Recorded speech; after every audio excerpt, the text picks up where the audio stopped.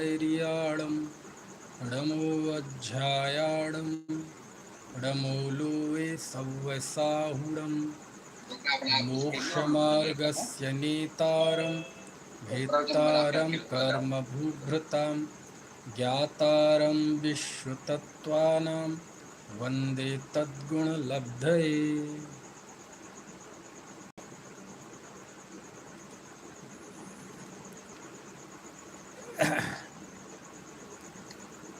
तत्वार्थ सूत्र पहले अध्याय का सुबह समापन किया। अब दूसरा अध्याय प्रारंभ करते हैं।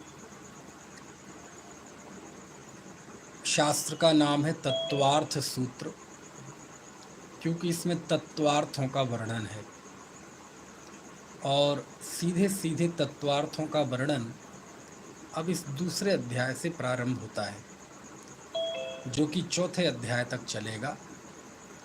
फिर पांचवें अध्याय में अजीब का वर्णन है, छठवें सातवें अध्याय में आश्रव का, आठवें अध्याय में बंध का, नौवें अध्याय में संवर और निर्जरा का, 10वें अध्याय में मोक्ष का। इस तरह से इन 9 अध्यायों में 7 तत्वार्थों का वर्णन है। मोटे मोटे हम पहले 4 अध्यायों में जीव तत्व का निरूपण है ऐसा कहते हैं। ये सामान्य कथन जानना। विशेषतः देखेंगे तो जीव का कथन अब दूसरे से शुरू होता है। पहले अध्याय में तो सम्यक दर्शन, प्रमाण, नय इनका वर्णन है। तो अब दूसरा अध्याय हम प्रारंभ करते हैं। इसमें जीव तत्व का निरूपण प्रारंभ होता है और इस अध्याय में 53 सूत्र हैं, 53। सबसे बड़ा अध्याय है ये सूत्रों की संख्या की दृष्टि से। और पहले 7 अध्यायों में, पहले 7 सूत्रों में जीव के भाव और उसके भेद प्रभेद बताए गए हैं। तो चलिए प्रारंभ करते हैं। सबसे पहले हम सूत्रों का थोड़ा सा पाठ कर लें और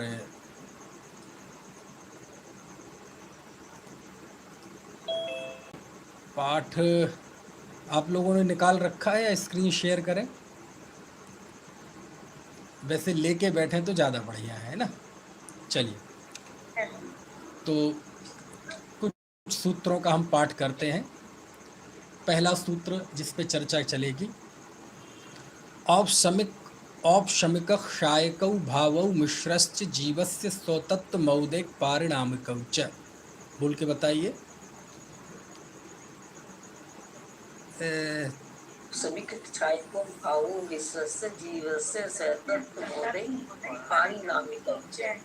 चलिए, थोड़ा सा मैं तोड़ तोड़ के बुलवाता हूँ, आसान हो जाए जिससे सीखने के लिए। सबसे पहले बोलिए औपशमिक क्षायकौ भावौ। बोलिए मिश्रश्च जीवस्य, मिश्रश्च जीवस्य स्वतत्व मौदिक पारिणामिकौ च।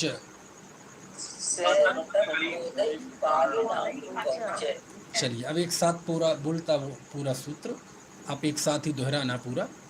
औपशमिक क्षायकौ भावौ मिश्रश्च जीवस्य स्वतत्व मौदिक पारिणामिकौ च।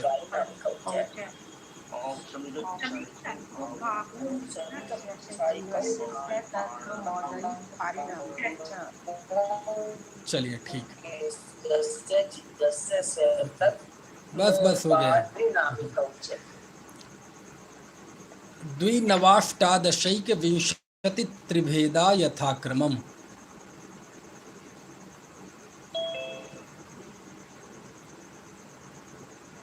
आवाज नहीं आ रही।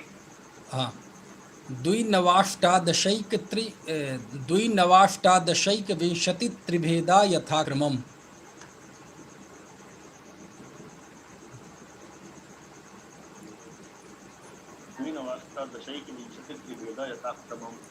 सम्यक् चारित्रे, ज्ञान दर्शन दान लाभ भोगोपभोग वीर्याणि च।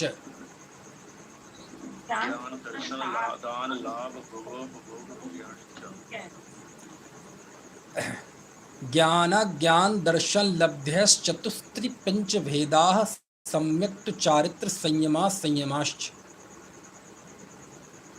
ज्ञान ज्ञान दर्शन यश चतुस्त्री त्रि पंचवेदा चारित्र संयमा संयमाश्च। गति कषाय लिंग मिथ्या दर्शना ज्ञान संयता सिद्ध्यलेस्याश्चतुश्चतुस्त्रयी कई कई कई षड भेदाः।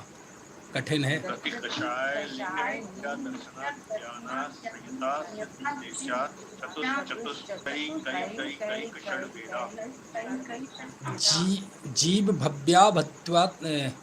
जीव भव्याभव्यत्वानि च।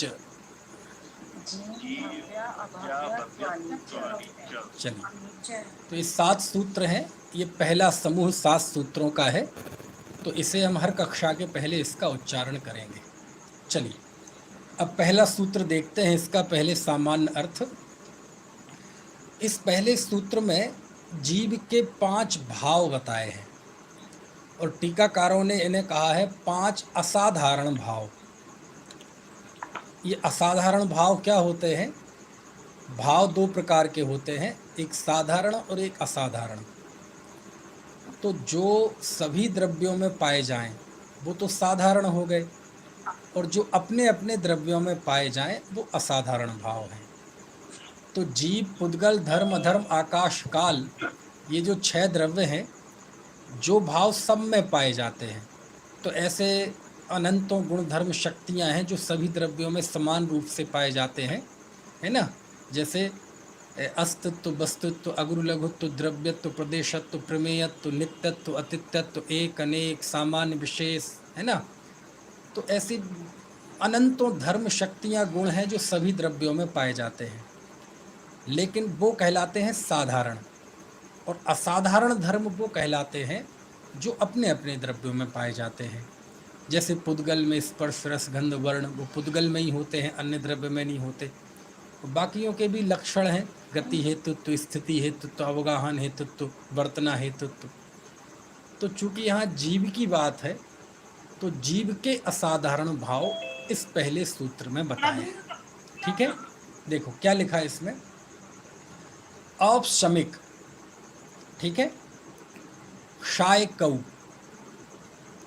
औपशमिक भाव और क्षायक भाव, भावौ, मिश्रश्च, तीसरा मिश्र, जीवस्य, जीव के, स्वतत्वम, स्वतत्व हैं, औदैक, औदैक भाव, पारिणामिकौ और पारिणामिक च। यदि हम सूत्र को संधि कर दें तो औपशमिक क्षायकौ, भावौ, मिश्रः चा, जीवस्य, स्वतत्वम, स्वतत्वम, औदैक, पारिणामिकौ च। ऐसा इसका संधि विच्छेद होगा। कुल मिला के अभी सूत्र के जो गठन की जो बारीकियां हैं उसको यदि अभी हम गौण कर दें तो सीधी बात है कि इसमें ये लिखा है औपशमिक, क्षायक, मिश्र, औदैक और पारिणामिक भाव ये जीव के स्वतत्व हैं। ठीक है, ये जो बीच में शब्द आया ना स्वतत्वम, स्वतत्वम मतलब जीव के स्वतत्व हैं, अपने तत्व हैं, यानी असाधारण भाव हैं। ये साधारण नहीं है, सब में नहीं पाए जाते, ये केवल जीव में ही पाए जाते हैं। तो कौन कौन से बताए? औपशमिक, क्षायक, मिश्र, मिश्र जिसे हम क्षाउशमिक कहते हैं, वहाँ इसे मिश्र कहा है, और औदैक और पारिणामिक। ठीक है, ये 5 हालांकि बड़े सूत्र के गठन के हिसाब से पहले 2 बताए, फिर बीच में जीवस्य शब्द आ गया, फिर स्वतत्व शब्द आ गया, फिर 2 बाद में बताए औदैक, पारिणामिक। तो इस सूत्र का गठन थोड़ा सा इसका विशिष्ट है, इसलिए भी उसमें भी जाएंगे धीरे धीरे हम। लेकिन पहले इस सूत्र का आप सरल अर्थ समझें कि औपशमिक, भाव शब्द सबके साथ लगा लेना। ठीक है, औपशमिक, क्षायक, मिश्र, औदैक और पारिणामिक भाव ये जीव के स्वतत्व है। ठीक है, ये सामान्य अर्थ आपको समझ में आ गया। चलिए, अब अब हमें ज़रा संक्षेप में जानना पड़ेगा कि ये 5 भावों का स्वरूप क्या है, क्योंकि आगे परिभाषाएं तो बताई नहीं हैं, बस इसके भेद बताए हैं। तो इनका स्वरूप हमें यहीं पे जानना पड़ेगा इसी सूत्र की चर्चा के दौरान। ये 5 भाव जीव के हैं। अब ये इन 5 भावों में सबसे पहला है औपशमिक भाव। अब ये सारे नाम जो दिए हैं, नाम जो हैं औपशमिक, क्षाउपशमिक, क्षायक, औदयिक, ये सब कर्म के सापेक्ष नाम हैं। ये कर्म की तरफ से नाम है। क्यों? क्योंकि उपशम, क्षय, क्षयोपशम, उदय, ये सब किसकी अवस्थाएं हैं? ये सब कर्म की अवस्थाएं हैं। आपने कर्मों की 10 अवस्थाएं सुनी होंगी ना, है ना? है बंध, सत्ता, उदय, उदीर्णा, उत्कर्षण, अपकर्षण, संक्रमण, ये सब सुने हैं 10 अवस्थाएं। तो ये कर्म का उदय, ये कर्म की अवस्था है। उपशम, ये भी कर्म की अवस्था है। क्षय, ये भी कर्म की अवस्था है। क्षयोपशम, ये भी कर्म की अवस्था है। तो कर्म की अवस्था से ये नाम जीव के पड़े हैं जीव के भाव, हैं जीव की अपनी अवस्थाएं, लेकिन ये कर्म की तरफ से ये नाम दिए गए हैं।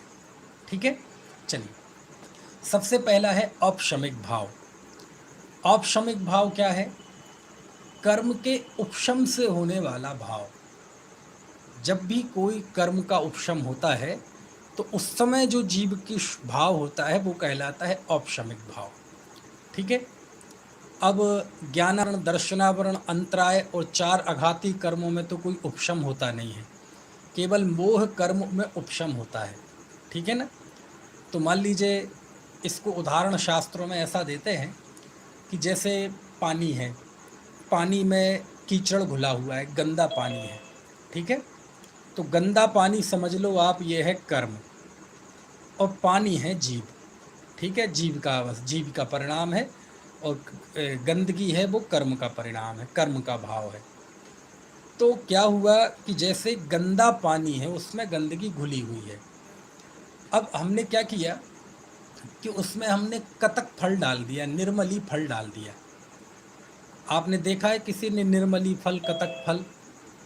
एक होता है, समझ में आया ना? देखा मैंने भी नहीं, कह तो देते हैं फिटकरी को, लेकिन नहीं, ये अलग होता है। और हो सकता है फिटकरी हो, क्या पता, लेकिन सुना है कि वो अलग होता है। तो वो कतक फल को जब पानी में डालते हैं तो वो सारी पानी की गंदगी उसके नीचे बैठ जाती है, पानी के बिल्कुल नीचे बैठ जाती है ना? तो पानी की गंदगी नीचे, पानी की गंदगी में गंदगी की गंदगी थी, वो पानी में नीचे बैठ गई और ऊपर पानी बिल्कुल शुद्ध दिखाई देने लगा। अब चाहें तो आप उस ऊपर के पानी को पी भी सकते हैं, अलग बर्तन में निकाल भी सकते हैं। होता है कि नहीं ऐसा? अरे ऐसा नहीं होता कभी कभार? चलो गंदगी तो नहीं, आप दाल बनाते हैं, दाल कुछ देर रखी रहे तो दाल का पानी पूरा ऊपर आ जाता है, दाल नीचे नीचे हो जाती है। ऐसा प्रायः बहुत सारी चीज़ों में होता है। तो ऐसे ही वो पानी में गंदगी है, वो गंदगी है उदय।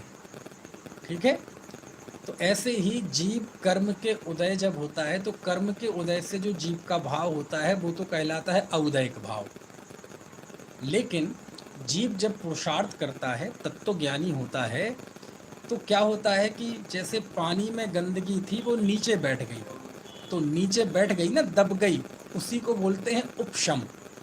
यानी उपशम मतलब वो शांत हो गई, अब वो पानी में घुली मिली नहीं है। ऐसे ही जब कर्म का उपशम हो जाता है तो उपशम होने से जो जीव में शुद्धता आती है, जो पवित्रता आती है उसके श्रद्धा में अथवा चारित्र में, तो वो कहलाता है औपशमिक भाव। वो कौन सा भाव कहलाता है? औपशमिक भाव। और उसमें निमित्त होता है कर्म का उपशम। अब वो दोनों चूंकि साथ में ही होते हैं, कर्म का उपशम और जीव के वैसे शुद्ध भाव, ये दोनों साथ साथ में एक ही समय में होते हैं, है ना? इसलिए कर्म के उपशम से जीव के औपशमिक भाव हुआ, अथवा जीव ने शुद्ध भाव किए इसलिए कर्म का उपशम हुआ, दोनों ही तरफ से बात आती है। ठीक है, तो वो कहलाता है औपशमिक भाव। और ऐसे औपशमिक भाव आगे सूत्र में आए हैं, 2 प्रकार के होते हैं। तो वो सूत्र में भी समझेंगे हम। तो ये हो गया उपशम भाव, यानी कर्म के उपशम जनित भाव को औपशमिक भाव कहते हैं। जैसे औपशमिक सम्यक दर्शन होता है वो औपशमिक भाव है। जीव उपशम श्रेणी चढ़ता है तो वहाँ औपशमिक चारित्र होता है तो वह औपशमिक भाव है। क्यों? क्योंकि वहाँ चारित्र मोह कर्म जैसे गंदगी नीचे जम जाती है, ऐसे ही वहाँ भी अशुद्धता, आत्मा की अशुद्धता नीचे उपशमित हो जाती है, शांत हो जाती है। ठीक है, लेकिन ध्यान रखना, अभी उपशम भाव में जीव सुरक्षित नहीं है। क्यों नहीं है सुरक्षित? कि पानी में वो गंदगी नीचे बैठ गई है ना। अभी पानी साफ तो है, आप चाहें तो पी सकते हैं, लेकिन अभी खतरा नहीं टला है। क्यों नहीं टला है? कि जब तक वो गंदगी है, भले वो नीचे बैठी है ना, भले वो नीचे बैठी है, लेकिन यदि वो है पानी में तो कभी फिर से एक बार हलन चलन हो और गिलास हिल जाए और बर्तन हिल जाए तो फिर से वो गंदगी उसमें घुल मिल जाएगी। इसलिए समझदारी क्या है कि बोले वो गंदगी को बैठा रहने दो, ऊपर का पानी बढ़िया साफ साफ निकाल लो, अब फिर चाहे सो जाओ, अब कोई खतरा नहीं है, अब उसमें वो गंदगी दोबारा नहीं आएगी। तो ऐसे ही उपशम भाव में गंदगी नीचे बैठी थी, आत्मा की अशुद्धि नीचे थी। लेकिन शायक भाव क्या कहलाता है? जब वो अशुद्धि बिल्कुल नष्ट हो जाए, यानी कर्म का क्षय हो जाए। जैसे दर्शन मोहिनी कर्म दबा हुआ था, उपशमित था, तो वह कहलाता था औपशमिक सम्यक दर्शन, लेकिन वो दोबारा मिथ्यात्व अवस्था हो जाएगी। लेकिन दर्शन मोह कर्म का नाश ही कर दिया तो वो अवस्था कहलाती है क्षायक सम्यक दर्शन। और ऐसे और भी सब जगह और भी गुणों में होता है, तो उसको कहते हैं क्षायक भाव। वो जीव का कौन सा भाव कहलाता है? क्षायक भाव। यानी जीव ने ऐसा पुरुषार्थ किया अंदर में कि ज्ञान की, दर्शन की, चारित्र की कोई भी अशुद्धि हो उसको पूरी तरह से नाश कर दिया। अब वो अनंत काल तक भी दोबारा मुंह नहीं उठा सकेगी। तो ऐसा जो जीव का भाव होता है वो कहलाता है क्षायक भाव। वो कौन सा भाव कहलाता है? क्षायक भाव। ये शब्द आपने सुने होंगे सब, औपशमिक सम्यक दर्शन, क्षायक सम्यक दर्शन, है ना, क्षायक चारित्र, क्षायक ज्ञान। तो ये क्या है? क्षायक ज्ञान यानी ज्ञानाकर्म वर्ण कर्म का पूर्णतः नाश कर दिया तो क्षायक ज्ञान हो गया, है ना। कषाय का पूरा नाश कर दिया तो क्षायक चारित्र हो गया। ठीक है, ऐसे सब लगा लेना। तो औपशमिक भाव हो गया, क्षाउपशमिक भाव हो गया, एक क्षायक भाव हो गया। ठीक है, अब इन दोनों में आप देखेंगे तो इन दोनों का एक जोड़ा बनाया है आचार्य ने। देखो, औपशमिक क्षायकौ ऐसा जोड़ा बनाया है, दिख रहा है आपको। एक और जोड़ा बनाया है बिल्कुल आखिरी में, देखो, औदैक पारिणामिकौ, दिख रहा है जोड़ा। संस्कृत में द्विवचन होता है एक, आपने देखा होगा सूत्रों में, सम्यक दर्शन ज्ञान चारित्राणि मोक्ष मार्ग। एक लाइन से सम्यक दर्शन ज्ञान चारित्र लिखे और फिर बहुवचन का प्रयोग कर दिया, चारित्राणि, है ना। प्राय ऐसा सब जगह है। लेकिन यहाँ आप देखेंगे हैं तो 5, लेकिन इन्होंने इसे जोड़े बना रखे हैं। पहला जोड़ा द्विवचन का प्रयोग किया। संस्कृत में ऐसे रूप बनते हैं जैसे बालकः, बालकौ, बालकाः। बालकः यानी एक बालक, बालकौ यानी 2 बालक, और बालकाः यानी बहुत सारे बालक, 3 से लेके कितने भी। ऐसे यहाँ है औपशमिकः, औपशमिकौ, औपशमिकाः, क्षायकः, क्षायकौ, क्षायकाः। तो अच्छा बताओ आप लोग देख के, कौन से वचन का प्रयोग है इसमें? औपशमिक क्षायकौ, द्विवचन का प्रयोग है। क्यों? एक जोड़ा बनाया है, देखो आप, औपशमिक क्षायक का जोड़ा बनाया और फिर बाद में औदैक और पारिणामिक का जोड़ा बनाया। वहाँ भी द्विवचन का प्रयोग है, औदैक पारिणामिकौ। ठीक है, तो 4 में 2 जोड़े तो हो गए। अब एक बचा मिश्र, वो अकेला है, तो उसको बीच में एक वचन में लिया, मिश्रः, मिश्रः, मिश्रौ, मिश्राः। उसे किस वचन में लिया? एक वचन में। तो 5 में आचार्य ने 3 भेद कर दिए, एक पहला जोड़ा, एक बीच में सिंगल और फिर एक अगला जोड़ा। ऐसा क्यों किया आचार्य? आचार्य आपको सूत्र बनाना नहीं आता? अरे बेटे समझने की कोशिश करो जरा, है ना। बनाना नहीं आता होगा तो पहले कैसे बनाए? सम्यक दर्शन, ज्ञान, चारित्राणी, मोक्ष मार्ग, तीनों एक साथ लिए, बहुवचन का प्रयोग किया, है ना। तो ये भी हमें समझना है कि आखिर ऐसा क्यों किया। दूसरा हमें ये समझना है कि यहाँ भी देखो स्वतत्वम एक वचन का प्रयोग किया, यहाँ भी एक वचन है।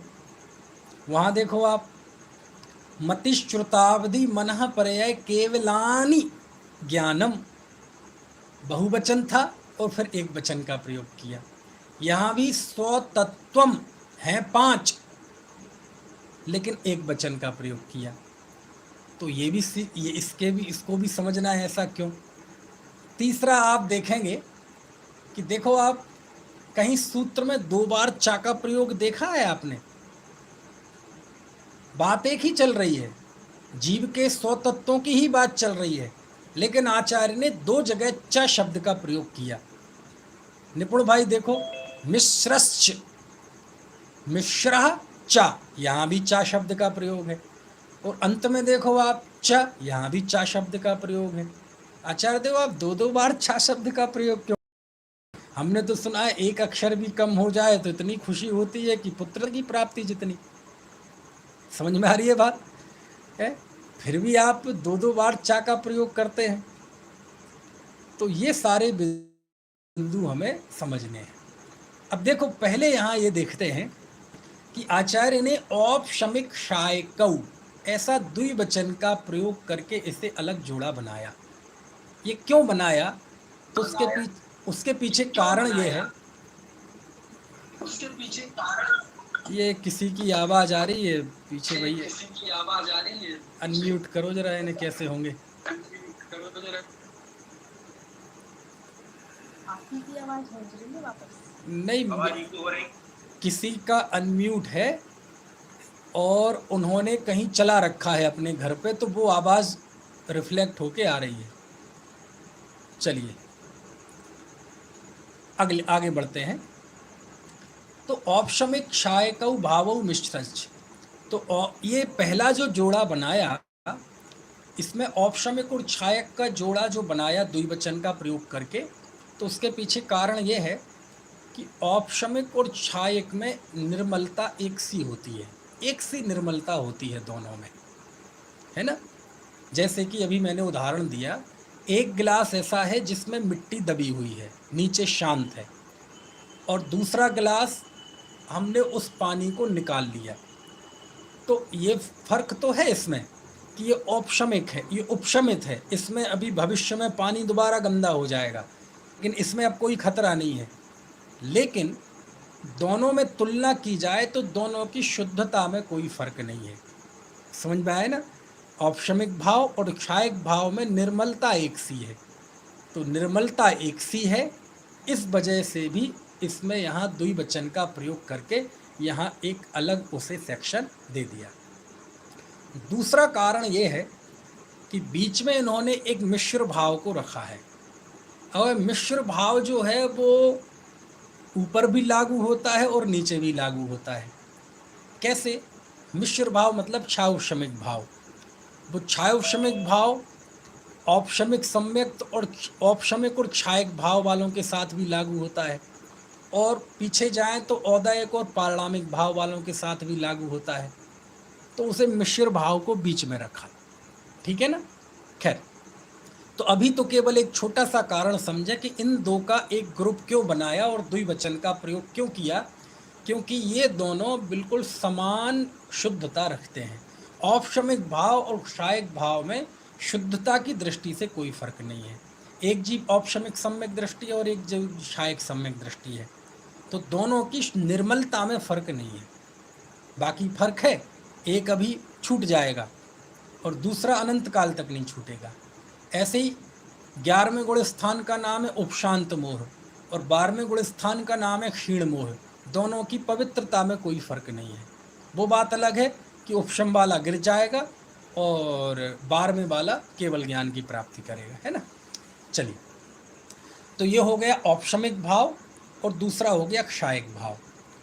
तीसरा भाव है मिश्र। ये मिश्र मतलब क्या? सिद्धांत में जिसे छायोशमिक कहा है उसे यहाँ मिश्र कहा है। ये छायोशमिक भाव क्या होता है? ये छायोशमिक भाव जरा पेचीदा है। कैसे होता है छायोशमिक भाव? तो क्या होता है कि हमारी जो कर्म प्रकृतियाँ होती हैं, उन कर्म प्रकृतियों में कुछ तो होते हैं सर्वघाती प्रकृतियाँ और कुछ होती हैं देशघाती प्रकृतियाँ।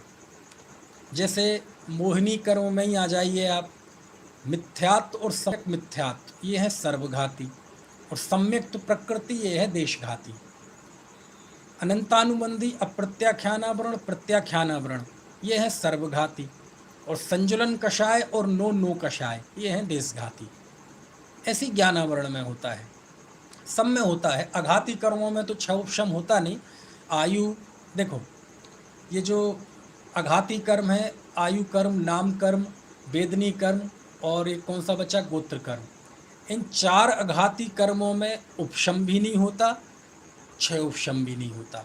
उनमें तो उदय होता है या क्षय होता है, ठीक है। तो ये उपशम और क्षय उपशम ये दोनों ही स्थितियां घाती कर्मों में हैं, ठीक है ना। और घाती कर्मों में भी सारे घाती कर्मों में नहीं है। तो खैर, क्षयोपशम की बात हम जो कर रहे थे, क्षयोपशम में 2 शब्द आपको दिखाई दे रहे होंगे, एक क्षय और एक उपशम, ठीक है। अब ये क्षयोपशम इन दोनों शब्दों के मिक्स होने पे बना है। लेकिन कमाल की बात यह है इस क्षयोपशम में कि ना तो असली क्षय है और ना असली उपशम है, बस नाम है उसका क्षयोपशम। क्या मतलब हुआ? आपने गुलाब जामुन खाया है महेंद्र जी? खाया है? गुलाब जामुन खाया है? गुलाब जामुन में कितने गुलाब होते हैं और कितने जामुन होते हैं? ना उसमें गुलाब होता है और ना उसमें जामुन होता है, और नाम है उसका गुलाब जामुन। तो बिल्कुल नहीं होता, हाँ थोड़ा बहुत होता है ना। वो जामुन के जैसा लगता है थोड़ा, वो काला काला वैसे कलर से का, है ना। कश्मीरी पुलाव में कश्मीर होता है कहीं? कहीं नहीं होता। शिमला मिर्च कहीं शिमला से आती है? वह ऐसे ही नाम है। तो ऐसे ही यहाँ जैसे गुलाब जामुन में ना गुलाब है और ना जामुन है, ऐसे ही यहाँ क्षयोपशम भाव में ना तो असली जिसे क्षय कहते हैं कर्म का क्षय वो है, और ना जिसे उपशम भाव कहते हैं ना वो उपशम है, ठीक है। आप सबके चित्र रुक से गए हैं, क्या बात? आज भी दिक्कत जा रही है क्या नेटवर्क की? आ रहा है सब ठीक ठाक? अच्छा अच्छा, ठीक है।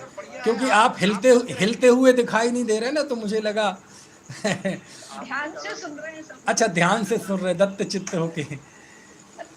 तो अभी मैंने कौन सा उदाहरण दिया कि जैसे गुलाब जामुन में ना गुलाब है ना जामुन है, ऐसी क्षयोपशम शब्द में ना असली वाला क्षय है और ना असली वाला उपशम है। फिर क्या स्थिति है कि जो सर्वघाती स्पर्ध होते हैं वो सर्वघाती इस पर 3 स्थितियां, इसमें 3 शब्द बार बार आते हैं। सर्वघाती प्रकृतियों का उदयाभावी क्षय, आगामी उन्हीं कर्मों का सदवस्था रूप उपशम और देशघाती प्रकृति का उदय। ये 3 स्थितियां बनती हैं क्षयोपशम में।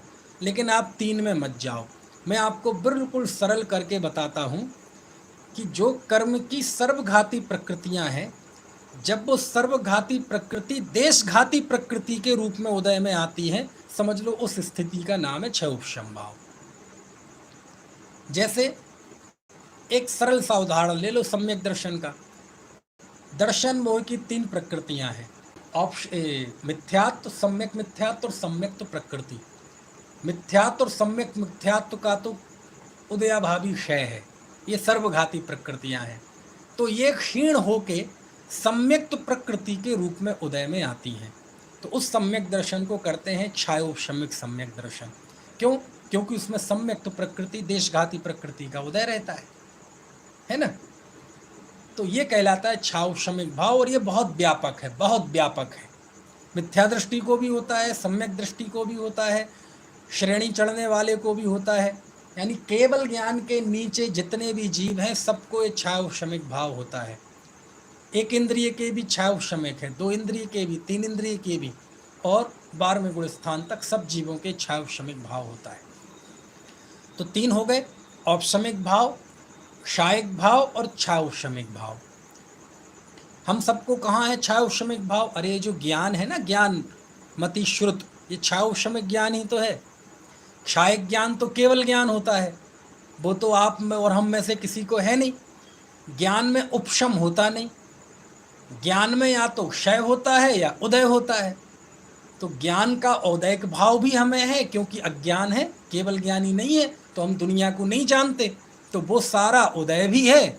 और लेकिन कुछ जानते हैं, तो जितना जानते हैं उतना कर्म का, ज्ञानावरण कर्म का क्षय उपशम है।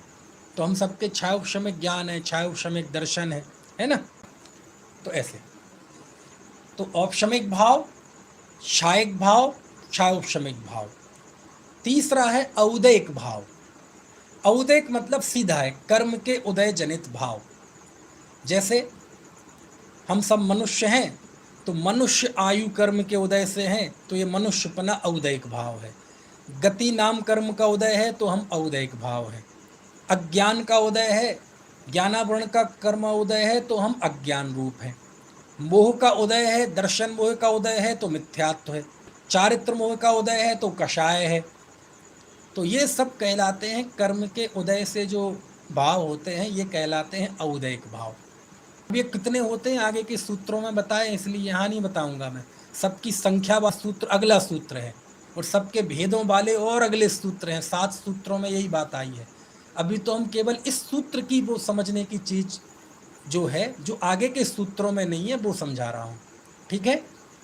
तो कर्म के उपशम से होने वाला भाव औपशमिक, क्षयजन्य भाव क्षायिक, क्षयोपशम जन्य भाव क्षयोपशमिक अथवा मिश्र, और कर्म के उदय से होने वाला जीव का भाव वो क्या हो गया? औदैक भाव। अब अंतिम है पारणामिक भाव। ये पारणामिक भाव क्या होता है? जिसमें ना कर्म का उदय हो, ना क्षय हो, ना उपशम हो, ना क्षयोपशम हो। कर्म के उदय, सत्ता आदि 10 प्रकार जितने भी अवस्थाएं बनती हैं, उनसे निरपेक्ष जो जीव का अपना शाश्वत भाव है, वो कहलाता है पारणामिक भाव। समझ गए? इसमें कोई कर्म के उदय, सत्ता वगैरह नहीं है, वो कहलाता है जीव का पारणामिक भाव। ठीक है। तो ये 5 भाव हो गए। अभी सबकी उपयोगिता बताऊंगा मैं। अभी केवल आपको पहले मैं इन 5 भावों को स्थापित कर रहा हूँ। जैसे हम पूजन करते हैं ना, तो सबसे पहले एक छंद में हम देवशास्त्र गुरु को स्थापित कर लेते हैं, केवल रवि किरणों से जिसका, है ना, इस तरह करके। तो देवशास्त्र गुरु को स्थापित कर लिया, सिद्ध चक्र विधान में सिद्धों को स्थापित कर लिया, फिर उनकी पूजा करते हैं। तो अभी हम चाहते हैं ये 5 भावों का सामान्य स्वरूप हमारे ज्ञान में स्थापित हो जाए, खड़े हो जाएं। उसके बाद फिर इस पर बात करेंगे। 7 सूत्रों में चलनी है, बहुत मीठी मीठी बातें आएंगी इसमें। तो पहले मोटे मोटे तौर पे हमें ये 5 भाव समझ में आ जाएं। औपशमिक भाव, क्षायिक भाव, क्षयोपशमिक भाव, औदैक भाव और पारणामिक भाव। पारणामिक भाव सब जीवों के होता है, क्योंकि इसमें कर्म के उदय, क्षय, क्षयोपशम आदि की अपेक्षा नहीं होती। एक इंद्रिय से लेके सिद्ध भगवान तक सब जीव में एकता है। किस अपेक्षा से? पारणामिक भाव की अपेक्षा से। समझ में आया ना? आपने वो भजन सुना होगा, हमको कछु भय नारे जान लियो संसार। सुना है? उसमें एक पंक्ति आती है, जो निगोद में सो ही मुझ में सो ही मोक्ष मझार, निश्चय भेद कछु भी नाही भेद गए संसार। तो उसमें लिखा, जो निगोद में सो ही मुझ में सो ही मोक्ष मझार। ये 3 जीव नहीं है, एक ही जीव, कि जैसा मैं निगोद में था वैसा ही आज हूँ, और मोक्ष में चला जाऊंगा तब भी वैसा ही रहूंगा। तो ये कौन से भाव की अपेक्षा से बात है? पारणामिक भाव।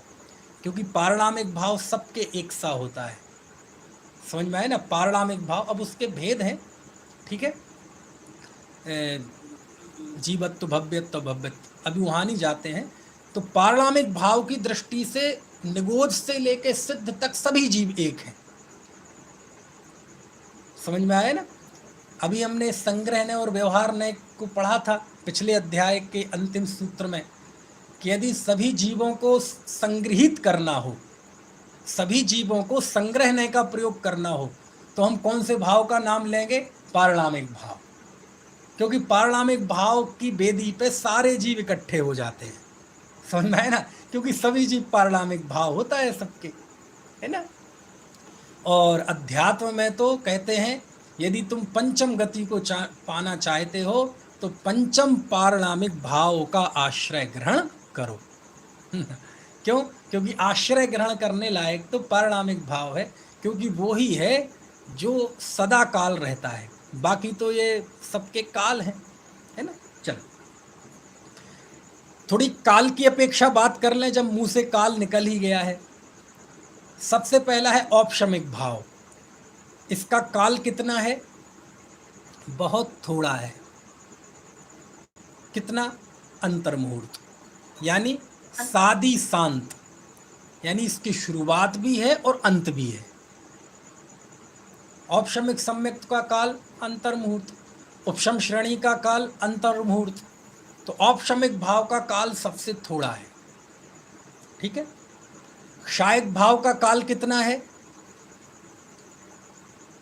तो यदि संसारी और मुक्त का भेद ना करें तो सादी अनंत, यानी क्षायक भाव की शुरुआत तो होती है लेकिन कभी उसका अंत नहीं होता। तो ये कितना काल हो गया इसका? सादी अनंत। संसार की अपेक्षा तो बताया था मैंने पिछले अध्याय में कि क्षायक सम्यक दर्शन का काल 33 सागर, 8 वर्ष अंतर्मुहूर्त कम 1 कोटि पूर्व। लेकिन अभी वहाँ ना जाएं, इतना ही समझें कि क्षायक भाव का काल सादी अनंत, क्योंकि एक बार शुरू तो हो जाता है लेकिन कभी उसका अंत नहीं आता, चाहे क्षायक सम्यक दर्शन हो, चाहे क्षायक चारित्र हो, चाहे क्षायक ज्ञान हो, चाहे दर्शन हो, कोई भी हो। अगला मिश्र भाव, क्षायोपशमिक भाव। इसका समय कितना है? इसका समय अभव्य जीव की दृष्टि से देखा जाए तो अनादि अनंत है, क्योंकि अनादि से इसके क्षायोपशमिक भाव है ना, कुमति कुश्रुत ज्ञान, और अनंत काल तक रहेगा, कभी खत्म ही नहीं होना इसका संसार। तो क्षायोपशमिक भाव कभी खत्म ही नहीं होगा। भव्य जीव की अपेक्षा से देखा जाए तो अनादि शांत, मतलब अनादि से तो है लेकिन अंत हो जाएगा, तो इसे हम क्या कहेंगे? अनादि शांत।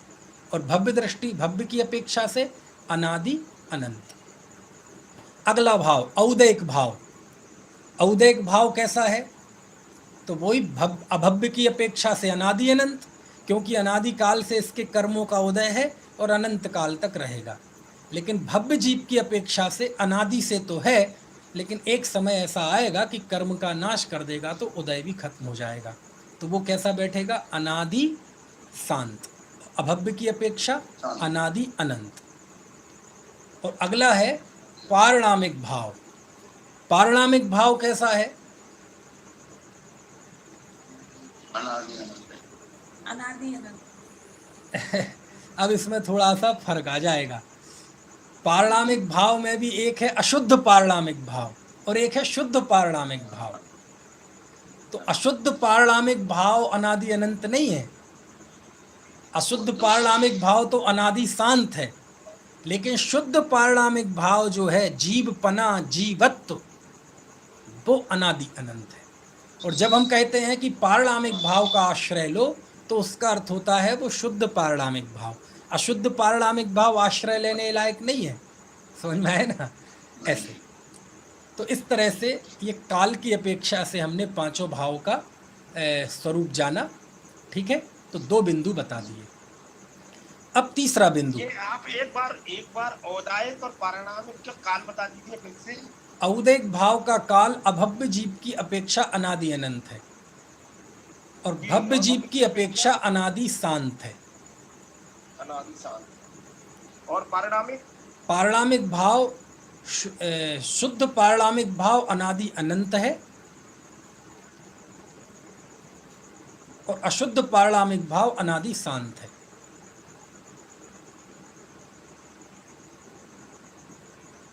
अब वो शुद्ध अशुद्ध कैसे भेद करना वो अब 7वें सूत्र में हम देखेंगे, ठीक है। अब एक बात यहाँ सोचने लायक है, इसका संबंध सुबह की बात से भी है, क्योंकि सुबह हमने आपको एक वाक्य रटवाया था। वो वाक्य कौन सा था, भूल तो नहीं गए आप? आगम के बिना अध्यात्म अनर्थकारी होता है और अध्यात्म के बिना आगम अकार्यकारी। अब अगला बिंदु उससे संबंधित है कि पंडित जी एक बात बताइए, हम जीव के विषय में बात कर रहे हैं, लेकिन जीव के इन्हें स्वतत्व कहा है, और ये स्वतत्व तो हम वो समझते हैं कि स्वतत्व तो वो कहलाते हैं जो कभी खत्म ना हो। ऐसा प्रश्न किया, ऐसा राजवार्तिक में प्रश्न किया गया कि स्वतत्व तो वो कहलाते हैं जो कभी नष्ट ना हो, स्वभाव तो वो कहलाता है जो कभी नष्ट ना हो। ये औदैक भाव, क्षावशमिक भाव, औपशमिक भाव ये तो नष्ट हो जाते हैं, और स्वतत्व ही नष्ट हो जाएगा तो आत्मा ही नष्ट हो जाएगा। मेरी बात समझ में आई कि नहीं? ये यदि स्वतत्व हैं तो ये नष्ट कैसे हो जाते हैं? ये नष्ट हो गए तो आत्मा नष्ट हो जाएगा, और यदि स्वतत्व होने से ये नष्ट ना हो तो जीव अनंत काल तक दुखी रहेगा, संसारी रहेगा, फिर कभी इनका नष्ट नहीं होंगे ये। तो यदि ये जीव के स्वभाव हैं तो ये नष्ट कैसे होते हैं, और यदि ये नष्ट हो जाते हैं तो जीव के स्वभाव कैसे हैं? ऐसा प्रश्न किया। और आपने भी देखा होगा, अब तक तो हमने जीव का यही सुना था। चलो आपको थोड़ा सा पहले थोड़े से मन में प्रश्न खड़ा करें। आप नियम सार ग्रंथ में जाएंगे, बहुत मज़ा आएगा इस चर्चा में। नियम सार ग्रंथ के अंदर जाएंगे तो नियम सार की 41वीं गाथा है, जिसमें आचार्य मालूम क्या लिखते हैं? कुंद कुंद देव भगवान वो लिखते हैं कि जीव के क्षायक भाव नहीं है, क्षावशमिक भाव नहीं है, औदैक भाव नहीं है, और औपशमिक भाव नहीं है।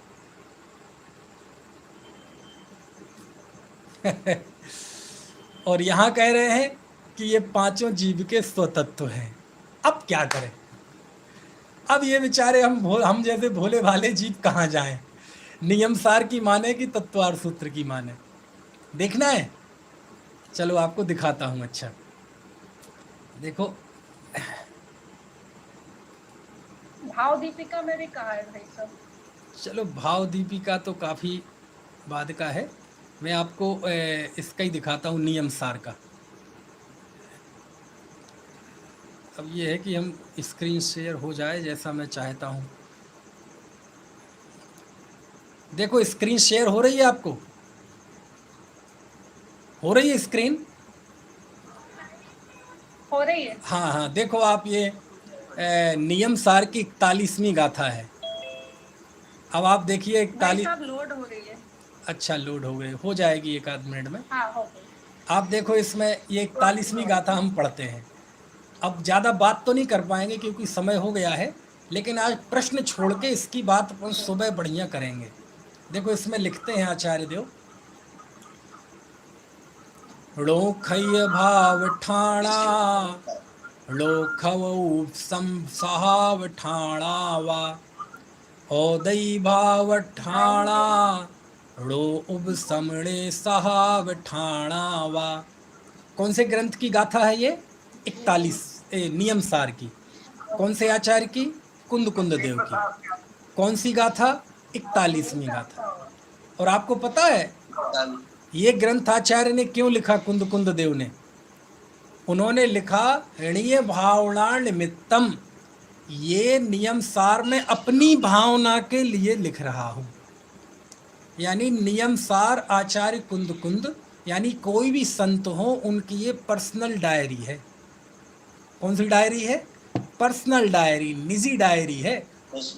और उसमें उन्होंने लिखा, क्या लिखते हैं देखो, ऋणो खय भाव ठाणा। ऋणो खय यानी खय मतलब क्षायक भाव है ना, क्षायक भाव के स्थान नहीं है। ऋणो नहीं है, क्षयोपसम भाव ठाणा, क्षयोपसम भाव के स्थान भी नहीं है। औदय भाव ठाणाड़ो, औदयिक भाव के स्थान नहीं है। और उस समड़े सहाव ठाणा, और औपसमिक के भी स्थान नहीं है। देखो आप चाहो तो हिंदी का नीचे हरि गीत पढ़ लें, कितना बढ़िया है। इस जीव के भाई क्षाय, साहब शेयरिंग के बाद आपकी आवाज कट रही है। अब क्या करें शेयरिंग के बाद आपकी आवाज कट रही है। आप नहीं आ रही आपकी, लेकिन बहुत अच्छी आ रही। चलो पढ़ के देखें जरा। इस जीव के क्षायिक क्षयोपशम। चलो इसे स्टॉप करते हैं शेयर को, ठीक है। हाँ अब आवाज आ रही है। हाँ, तो कुल मिला के आपने देख लिया कि नियम सार की 41वीं गाथा, आप अपने घर पे ग्रंथ हो तो खोलना, 41वीं गाथा देखना। अब ये दो बातें बिल्कुल बिल्कुल विरुद्ध बातें, बिल्कुल विरुद्ध बातें शास्त्रों में आ रही हैं। और ऐसे नहीं कि किसी ने भी लिख दी हूँ। एक बात उमा स्वामी देव लिख रहे हैं, एक बात कुंद कुंद स्वामी लिख रहे हैं, समझ में आए ना। और दोनों गुरु शिष्य ये कह रहे हैं ये 5 भाव में जीव के हैं, औदयिक पारिणामिक सब, और वो वहाँ गाथा में कह रहे हैं ये जीव के नहीं है। अब क्या किया जाए? ऐसा भी नहीं कह सकते एक उपदेश है, एक उपदेश की भाषा है, एक सिद्धांत की भाषा है। अरे भैया दोनों ही सत्य हैं। ऐसा भी नहीं कह सकते कोई ऐसा कह दे एक पंडित की है एक आचार्य की है। ऐसे भी चलते ना आजकल समाज में, क्या क्या क्या बताएं अब, तो दोनों ही आचार्यों की है। ऐसा भी नहीं कह सकते कोई एक प्राचीन आचार्य है एक नवीन आचार्य है, दोनों ही प्राचीन आचार्य हैं।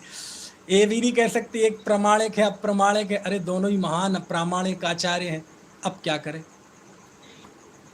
तो ये एक बहुत बड़ी गुत्थी है। और ये है कुछ नहीं, है कुछ नहीं, वस्तुता ऐसी है कि भैया हमारे यहाँ स्यादवाद है, अनेकांतात्मक स्वरूप है।